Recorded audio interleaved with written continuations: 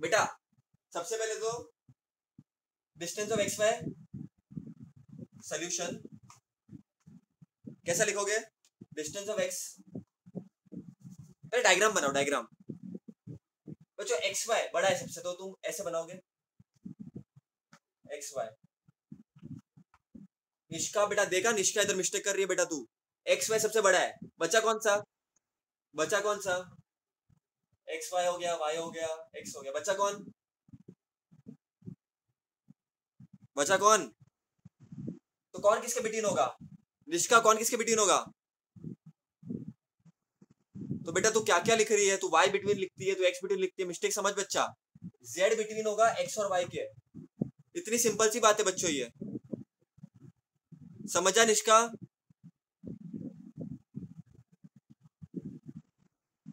Okay, सबको board clear है? Board clear है सब लोगों को? चलो अरे भाई चालू करो। हाँ चलो, एक्स वाई कितना दिया है? 15। एक्स जेड कितना दिया है? और वाई जेड कितना दिया? 7। तुम लिखोगे कैसे इसको? देखो, distance of X Y is equal to 15, equation number 1। उसके बाद distance of X Z, Dhruv बच्चा ध्रुव समझ रहा है? डिस्टेंस इज इक्वल टू, देखा है ना अच्छे से बेटा? तो समझेगा, देखो अच्छे से देखा वीडियो तो 8 + 7 15, पहले के समझ अच्छे से देखो। देयरफॉर ये भी 15 है, ये भी 15 है, तो आरएचएस अगर सेम है राइट हैंड साइड, तो लेफ्ट हैंड साइड भी सेम होगा।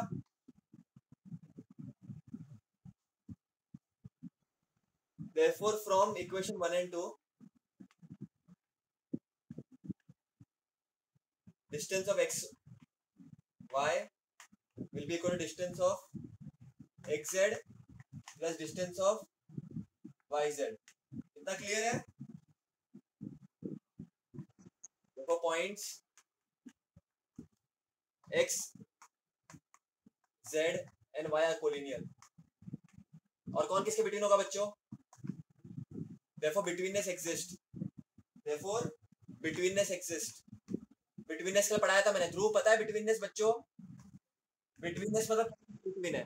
देखो x के बाद आएगा z और z के बाद आएगा y, z बीच में आएगा, इसका मतलब क्या? x के बाद z, z के बाद y। ठीक है, ये क्लियर है सब लोगों को? इतना सब लोगों को समझा? वापस रिवाइज करा दिया मैंने एक बार वापस। क्लियर है? अब देखो मैं एक और सब रिवाइज कराता हूं, वापस देख लो एक बार। 6th वाला क्वेश्चन देखो, डिस्टेंस ऑफ डीई दिया है 5, डिस्टेंस ऑफ ईएफ दिया है 8, डिस्टेंस ऑफ टीएफ दिया है 6। तुम्हारे निगाहें हमेशा जो बड़ा है उसके तो जानी चाहिए, बड़ा 8 है, तो ईएफ ऐसा हो जाएगा बराबर, ई हो गया, एफ हो गया, ई हो गया, एफ हो गया, कौन सा बच गया?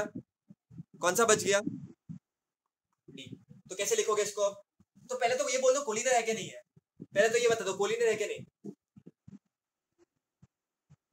कोलिनियर नहीं है बच्चों, क्योंकि 5 + 6 11 होता है और ये 8 है, तो कोलिनियर तो है, देखकर मालूम पड़ता है। कल भव्य ने पूछा कि पूरा स्टेप लिखना जरूरी है क्या? लिखना जरूरी है, वरना मार्क्स भी फिर उतना ही मिलेगा, 0 मिलेगा। फिर मार्क्स चाहिए ना अपने को आखिरकार, तो सब मार्क्स के पीछे तो पड़े इधर, सबको मार्क्स चाहिए है। ठीक है चलो, anyways D,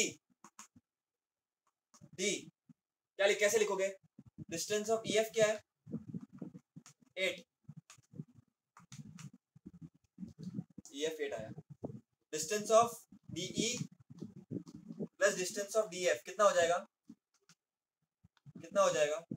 5 + 6 11, equation from 1 and 2 क्या हो रहा है? दोनों सेम है क्या? ध्रुव दोनों सेम है क्या बच्चा? therefore distance of EF is not equal to distance of Avinash. बच्चा क्लियर है? therefore points DEF या points EDF are not collinear, are not collinear, तो बिटवीननेस का तो सवाल ही नहीं उठता। अगर कोलिनियर नहीं है तो ये डायग्राम भी गलत हो जाएगा। फिर समझ रहे हो, ये कोलिनियर है ही नहीं तो डायग्राम भी गलत हो जाएगा। ई किधर होगा, एफ किधर और हो सकता है, और डी किधर और हो सकता है, एक्चुअल डायग्राम ऐसा कुछ बनेगा। कोलिनियर नहीं है ना, अरे कोलिनियर नहीं है ये तो किधर भी हो सकता है।